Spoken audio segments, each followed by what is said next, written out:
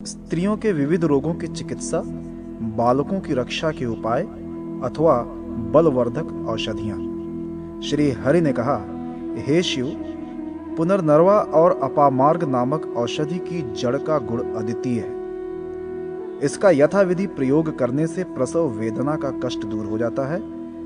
भुई कुम्हड़ा की जड़ और साठी चावल को पीसकर 1 सप्ताह पर्यंत दूध के साथ सेवन करने से स्त्रियों के दूध की वृद्धि होती है। हे रुद्र, इंद्र वारुणी इंद्रायण की जड़ का लेप करने से स्त्रियों के स्तनों की पीड़ा विनष्ट हो जाती है।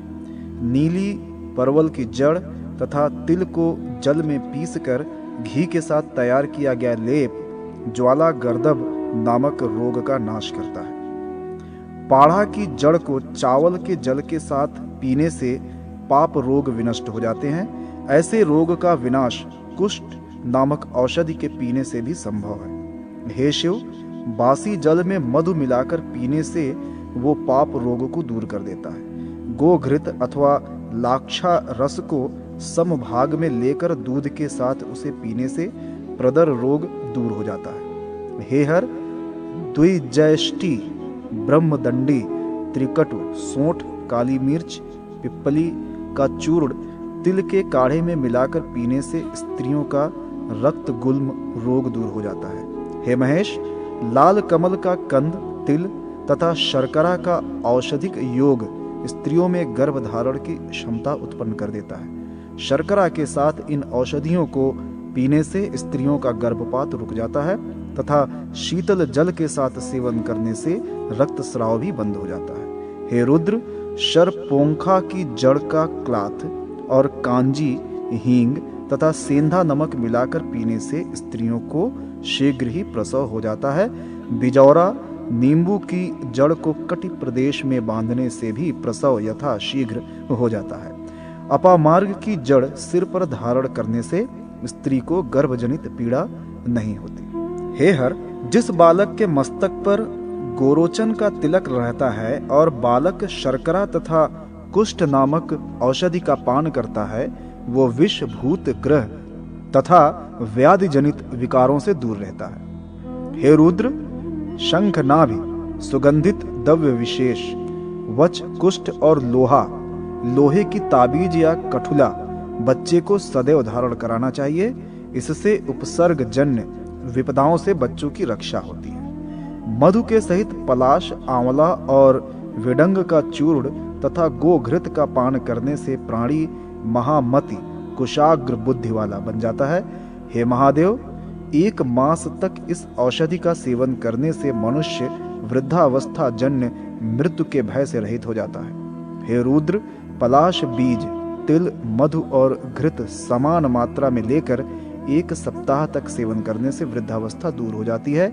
आंवले का चूर्ण, मधु, तेल, तिल का तथा गोघृत के साथ 1 मास पर्यंत सेवन करने से मनुष्य युवा हो उठता है और विद्वान बन जाता है। हे शिव, आंवले का चूर्ण मधु अथवा जल के साथ प्रातः सेवन करने पर नासिका की शक्ति बढ़ जाती है। जो मनुष्य घी और मधु के साथ कुष्ठ चूर्ण का सेवन करता है, वो सुंदर गंध से समन्वित देह वाला हो जाता है और 1000 वर्ष तक जीवित रहता है। गो अथवा अश्व चिकित्सा। श्री हरि ने कहा, हे शिव, जो गौ अपने बछड़े से द्वेष करती है, उसे नमक से युक्त उसी का दूध पिला देना चाहिए।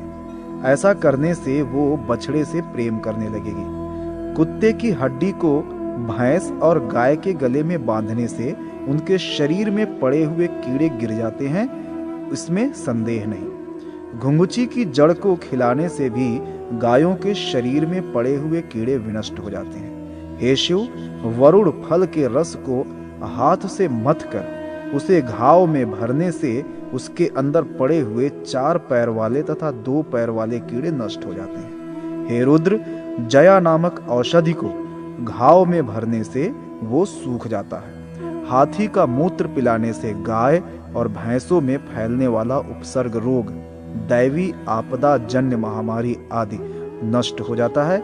मट्ठे में मसूर और साठी चावल को घिस कर पिलाने से भी लाभ होता है। गाय और भैंस के दूध में तुलनात्मक दृष्टि से गाय का दूध ही पुरुष के लिए विशेष हितकारी होता है। हे शिव, शरपोंखा के पत्ते को नमक के साथ खिलाने से घोड़े तथा हाथियों का वारिस्फोट नामक रोग नष्ट हो जाता है। हे हर, घृत कुमारी के पत्ते का नमक के साथ सेवन कराने से घोड़े आदि की खुजली दूर हो जाती है। औषधियों के पर्यायवाची नाम। सूत जी ने कहा, हे ऋषियों, भगवान धन्वंतरि ने इस प्रकार महर्षि सुश्रुत को वैदिक शास्त्र सुनाया था।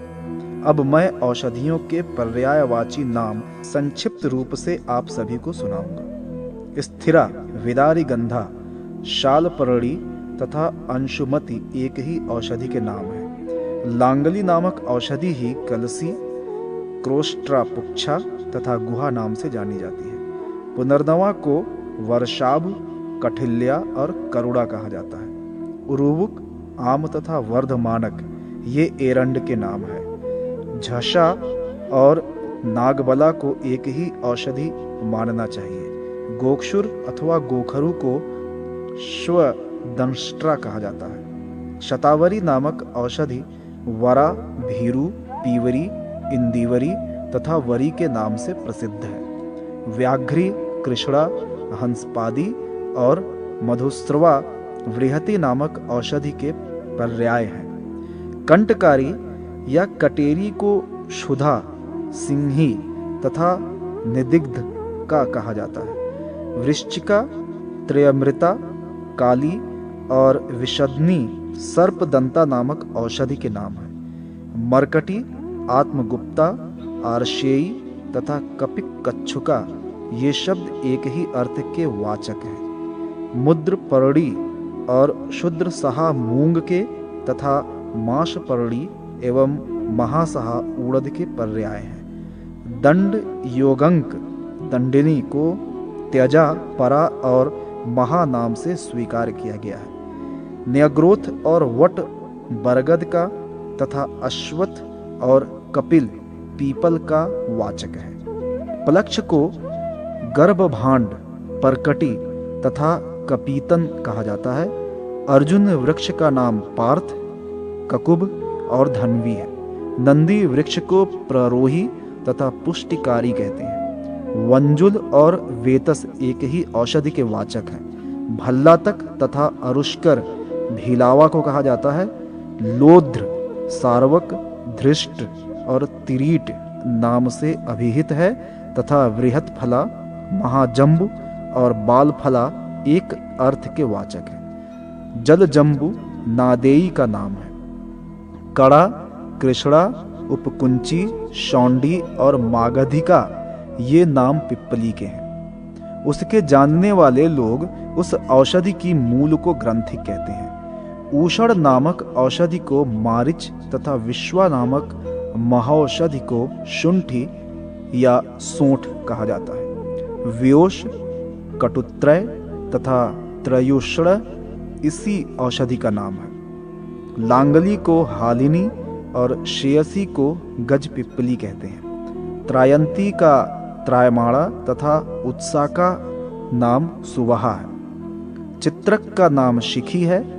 इसको वह तथा अग्नि नाम से भी जाना जाता है। षडग्रंथा, उग्रा, श्वेता और हेमवती ये नाम वचा के हैं। कुटज को शक्र, वत्सक तथा गिरिमल्लिका कहा जाता है।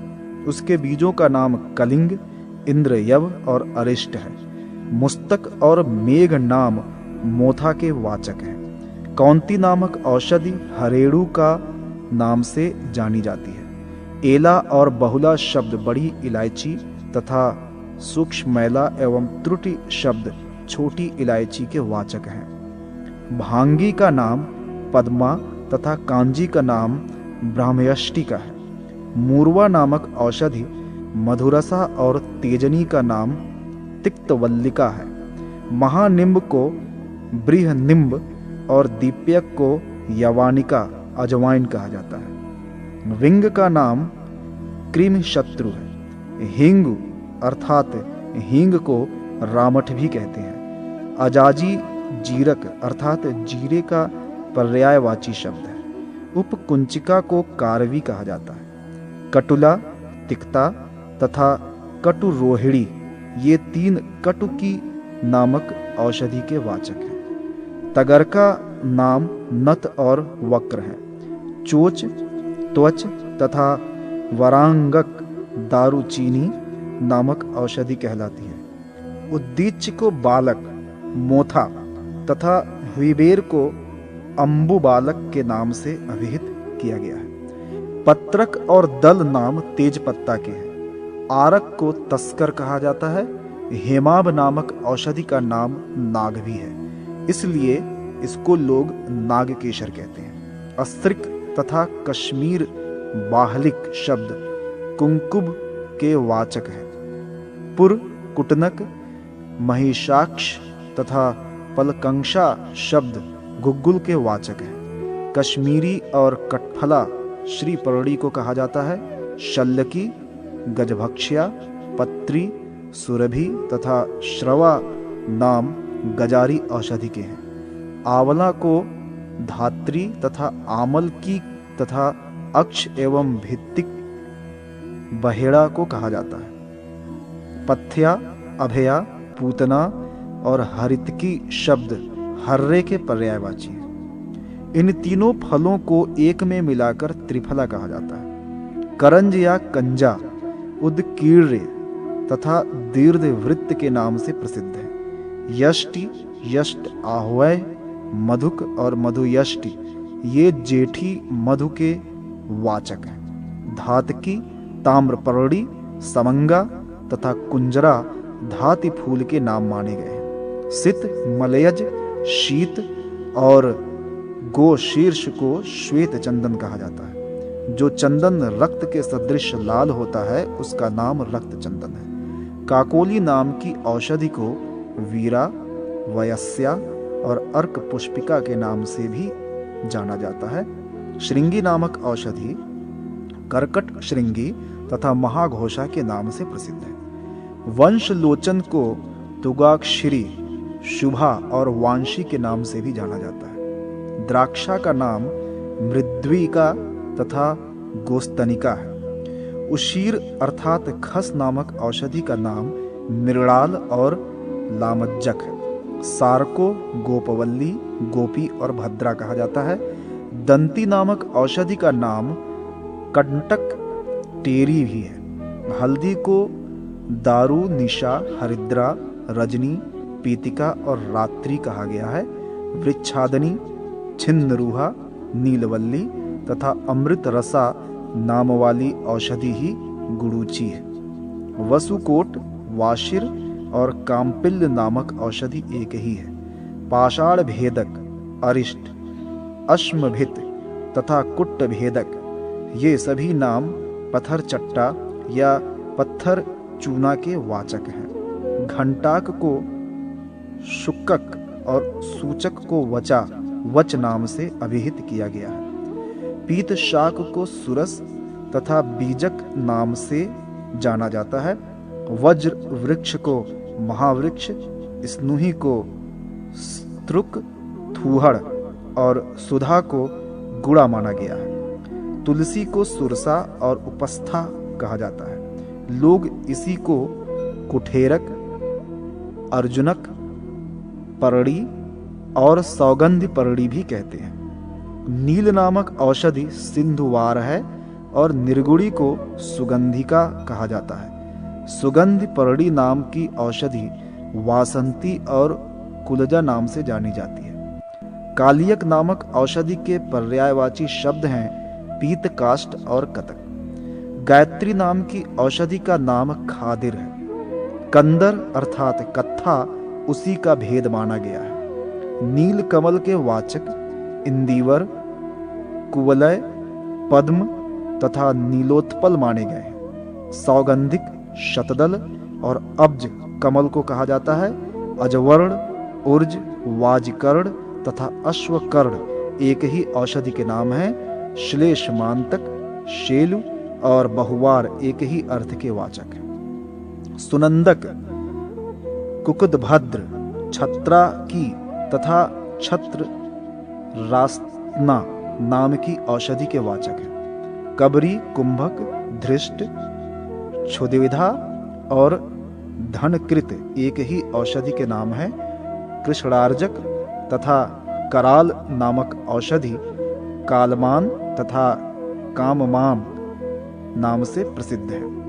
वरियारा नामक औषधि को प्राची, बला और नदी क्रांता कहा जाता है। कालजंघा नाम की औषधि का पर्यायवाची शब्द वायसी है। मूषिक परड़ी नामक औषधि भ्रमंती और आखू परड़ी के नाम से जानी जाती है। विष मुष्टि, द्रावण और केश मुष्टि ये तीनों एक ही औषधि के वाचक हैं। किनलिही तथा किणिही को कटुकी तथा अंतक को अम्ल वेतस कहा जाता है। अश्वत्था और बहुपत्रा एक ही औषधि है। इसी को लोग आमल भी कहते हैं। अरुशक्र का नाम पत्र शूक है। क्षीरी को राजादन नाम से स्वीकार किया गया है। महापत्र का नाम दाड़िम है। इसी को करक भी कहा जाता है। मसूरी, विदली, शप्पा और कालिंदी नाम एक ही अर्थ के वाचक हैं। कटेरी वृक्ष को कंटका, महाश्याम और वृक्ष पादा कहा जाता है। विधा, कुंती, त्रिभंगी, त्रिपुटी और त्रिवृत्त ये सभी शब्द एक औषधि के वाचक हैं। सप्तला, यवतिकता, चर्मा और चर्मकसा ये सभी नाम समान औषधि के माने जाते हैं। अक्षी पीलू को शंखिनी, सुकुमारी और तिक्ताक्षी कहा जाता है। अपराजिता नामक औषधि के पर्यायवाची शब्द हैं गवाक्षी, अमृता, श्वेता, गिरिकरणी तथा गवादिनी। कंपिल को रक्तांग, गुंडा और रोचनी कहा जाता है। हेमक्षीरी या स्वर्णशिरी नाम की औषधि को पीता, गौरी तथा कालदुग्धि का नाम से स्वीकार किया गया है। गांगेरू की नागबला, विशाला और इंद्रवारुणी अर्थात इंद्रायण एक ही औषधि के वाचक हैं। रसांजन नामक औषधि के पर्याय हैं तार्च, शैल, नीलवर्ण तथा अंजन। शालमली तथा सेमर वृक्ष के निर्यास को मोचरस के नाम से अभिहित किया गया है। प्रत्यक पुष्पी को खरी और अपामार्ग को मयूरक कहा गया है। जंगली अड़ूसा का नाम है सिंहयास्य, वृषवासक तथा आटरूष। जीवशाक नामक औषधि को जीवक और करबुरी को शटी नाम से भी कहा गया है। कटफल का नाम सोमवृक्ष तथा अग्निगंधा का नाम सुगंधिका भी है। सौंफ को सतांग और शतपुष्पा कहा जाता है। मिसी को मधुरिका माना गया है। पुष्कर मूल को पुष्कर तथा पुष्कराह्य नाम से स्वीकार करना चाहिए। यास नामक औषधि के पर्यायवाची शब्द हैं धनवयास, दुष्पर्श और दुरालभा। वाकुची अर्थात वकुची, सोमराजी और सोमवल्ली एक ही औषधि के नाम हैं। भंगरैया को मार्कव, केशराज तथा भृंगराज कहा जाता है। एड़गज नामक औषधि को आयुर्वेद एवं वनस्पतियों के विद्वान चक्रमर्दक या चकवड़ कहते हैं। काकतुंडी नामक औषधि के वाचक हैं सुरंगी, तगर, स्नायु, कलनाशा और वायसी। महाकाल को बेल तथा तंडुलीय को धनस्तन कहा जाता है। इक्ष्वाकु को तिक्त तुम्बी और तिक्ता लापु कहा जाता है। धामार्गव को कोशातकी तथा यामिनी कहा जाता है। कृतभेद नामक इस कोशातकी औषधि का एक अन्य भेद है। देवताड़क नामक वृक्ष के पर्याय हैं जीमूतक तथा खुड्डाक। गृध्रांदना, गृद्धनखी, हिंग तथा काकादनी शब्द हींग के वाचक माने जाते हैं। करवीर, कनेर का पर्यायवाची शब्द है अश्वारी तथा अश्वमारक। सेंधा नमक को सिंधु, सैंधव, सिंधुत्त तथा मणिमंथ कहा जाता है। यवक्षार लवण का नाम है क्षार और यवाग्रज। सज्जी या छज्जी मिट्टी का नाम है सर्जिका एवं सर्जिकाक्षर। काशिश के नाम है पुष्प काशिश, नेत्र भेषज, धातु काशिश और काशी। यह पुष्प एवं धातु भेद के दो प्रकार हैं। पंक परपटी गुजराती मिट्टी को सौराष्ट्री, मृत्तिकाक्षर तथा काक्षी कहा जाता है। स्वर्ण माक्षी का नामक मिट्टी के पर्याय हैं माक्षिक, ताप्य, ताप्युत और ताप्य संभवा। मनःशिला या मैनसिल का नाम है शिला। नेपाली मनःशिला को कुलटी कहा जाता है। हरिताल के लिए आल अथवा मनस्ताल नाम प्रयुक्त होता है। गंधक गंधपाषाण तथा रस पारद या पारा कहा जाता है। तांबे के वाचक हैं ताम्र, औदुंबर, शुल्ब और मलेक्ष मुख। लोहे को अद्रिसार, अयस, लोहक तथा तीक्ष्ण भी कहा जाता है। मधु शब्द के पर्यायवाची हैं माक्षिक, मधु, क्षौद्र और पुष्प रस। इसके दो उपभेद हैं ज्येष्ठी मधु और उदकी मधु। कांजी को सुवीरक नाम से अभिहित किया गया है। शर्करा को सीता, सीतोपला और मत्स्यांडी के नाम से कहा जाता है। त्रिसुगंधी नामक औषधि का निर्माण दारूचीनी नामक वृक्ष की छाल, इलायची तथा तेज पत्ता को समान मात्रा में मिलाने पर होता है। इसे त्रिजातक कहा जाता है। उसमें नागकेशर का मिश्रण कर देने पर वह चतुर्जातक हो जाता है। पिप्पली, पिप्पली मूलक, चव्य, चित्रक और नागर के मिश्रित स्वरूप को पंचकोल और कोल कहा जाता है। प्रियंगु को कंकुका, काकुन और कोद्रव को कोदो को कोरदुष के नाम से जाना जाता है। त्रिपुट का नाम पुट है और कलाप का लंगक नाम स्वीकार किया गया है। वेणु अर्थात बांस को सतीन और वर्तुल भी कहा जाता है। पिचुक, पित्तल, अक्ष और विडाल पदक शब्द तौल परिमाण में एक कर्ष 16 मासा के वाचक हैं। स्वर्ण तथा कवल ग्रह का बराबर मान है। पलार्ध अर्थात आधा पल एक शुकित तथा 8 माशक भार में समान है। पल, बिल्व और मुट्ठी का परिणाम समान होता है। 2 पल की मात्रा को प्रसृति अर्थात एक पसर कहा जाता है। अंजलि और कुडव का मान 4 पल के बराबर होता है। 8 पल को अष्टमान कहा जाता है।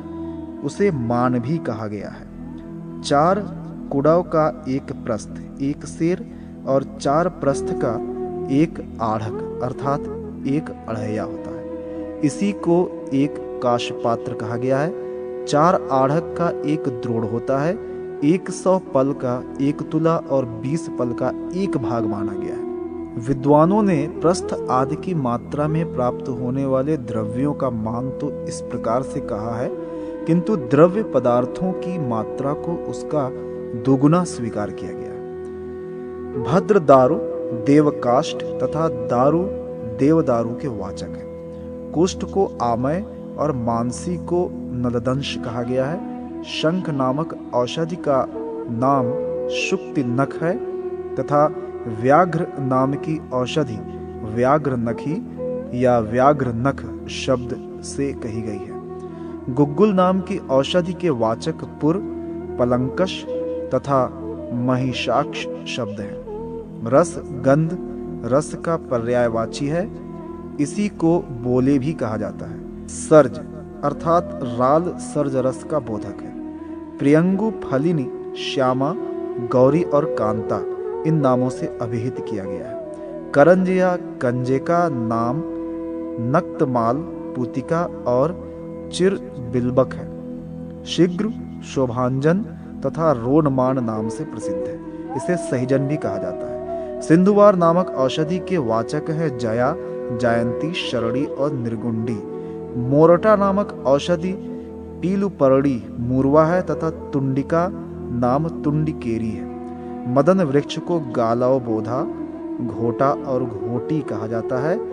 चतुरंगुल नामक औषधि संपाक तथा व्याधि धातक नाम से भी प्रसिद्ध है।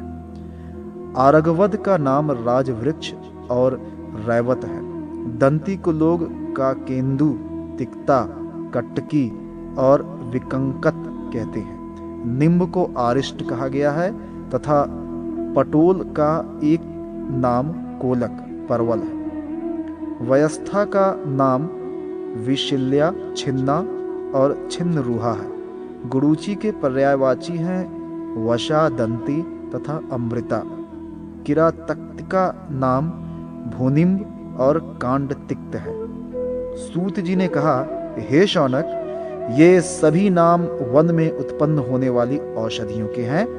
इन्हीं वनस्पतियों का वर्णन भगवान श्री हरि ने शिव जी से किया था। अब मैं कुमार अर्थात भगवान स्कंद के द्वारा कहे गए व्याकरण शास्त्र को बतलाऊंगा, उसे आप ध्यान पूर्वक सुने।